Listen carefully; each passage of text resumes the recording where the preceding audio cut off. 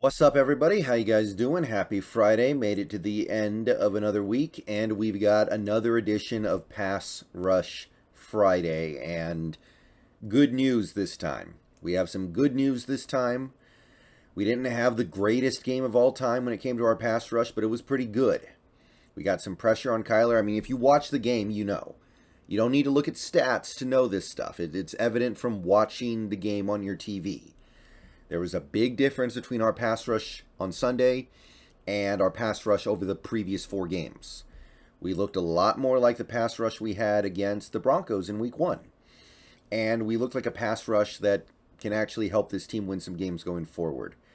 So let's run it down here real quick, go through the various positions, and see who actually did the most. So, defensive line is pretty solid.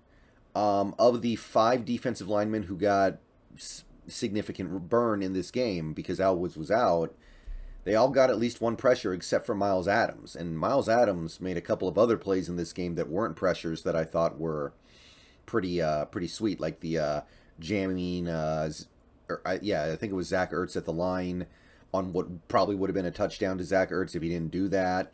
He had another couple of sneaky nice plays. So defensive line played good. Shelby Harris, one pressure. Quentin Jefferson with two. He is kind of under the radar, having an okay year, I think. I think the issues that you saw from that line had a lot to do with the two-man fronts.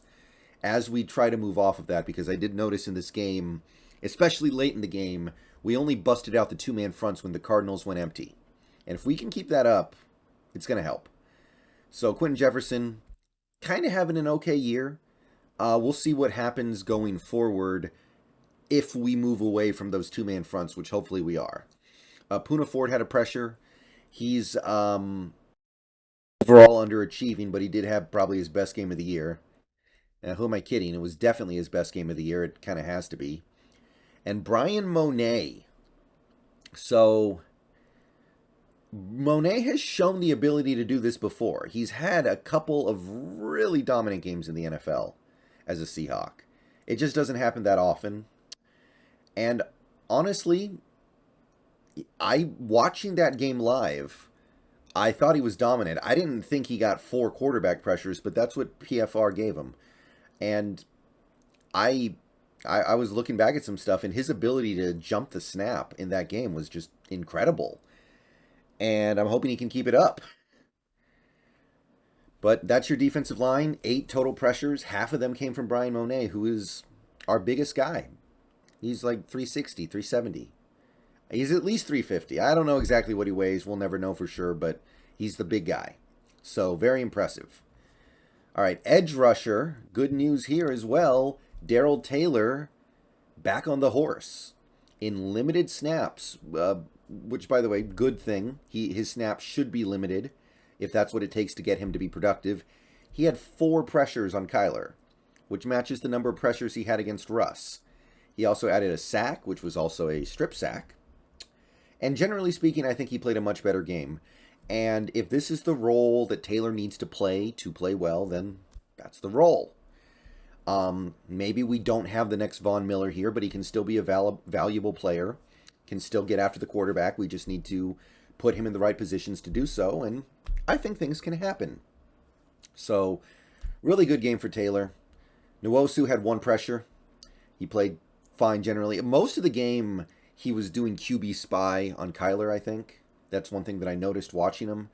So, the numbers didn't look amazing, and PFF really docked him, but I don't really think he did anything wrong. Mafe, no pressures. Alton's not back yet. Christian Jones, no pressures, so I'm not even going to put him on the list because pretty soon here he's probably just going to be not part of this team anymore.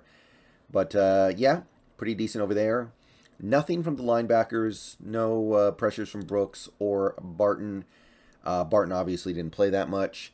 I'm going to continue to say, in a game like this, maybe not so much because we didn't need to blitz because we were getting pressure anyway. I want to see more blitzing from Brooks. I really do. I think that's something that he can do, and it takes him out of coverage, which is going to help protect him a little bit. Cornerback, we did get 1 pressure from Ryan Neal, and again, Ryan Neal's playing safety, but I list him as a cornerback here because that's how I view him as a player. And he got a sack on that pressure. It was a third down sack as well. So this is something that he can do that Josh Jones couldn't. And I know Ryan Neal will never be the blitzer that Jamal Adams was. Jamal Adams, generational blitzer from the defensive back position. But Ryan Neal can add a little something as a blitzer from the safety position. So not necessarily in every game, but in those games where the pressure just isn't getting there and you need an extra something to apply some sort of harassment to that quarterback, I want to see a little bit more of that. Kobe Bryant has shown that he can be an effective blitzer out of nickel. I want to see it's from Ryan Neal too. Bring it. And that's going to be it because we didn't get anything from the safeties, or at least the listed safeties. Quandre Diggs, I don't know if he's blitzed this year, but if he has, it was like once or twice. Josh Jones is still playing some, but nothing here. And that gets you to your game total of 14.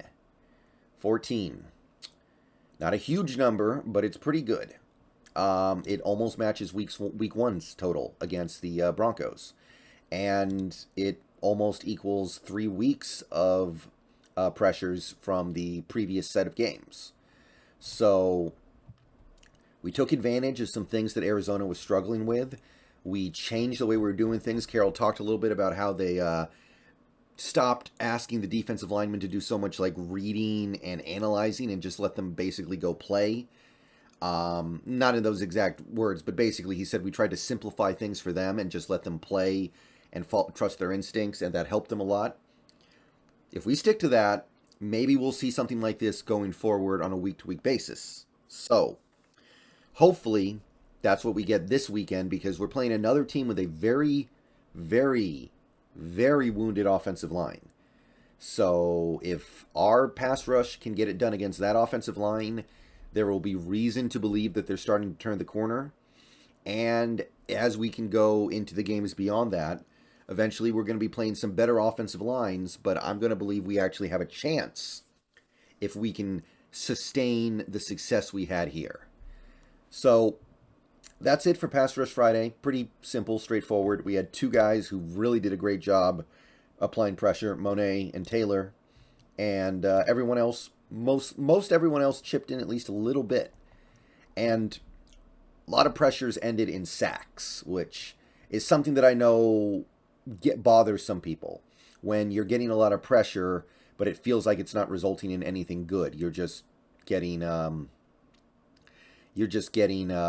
quarterback to leave the pocket, but he's still making a play down the field. Well, this week you can't say that.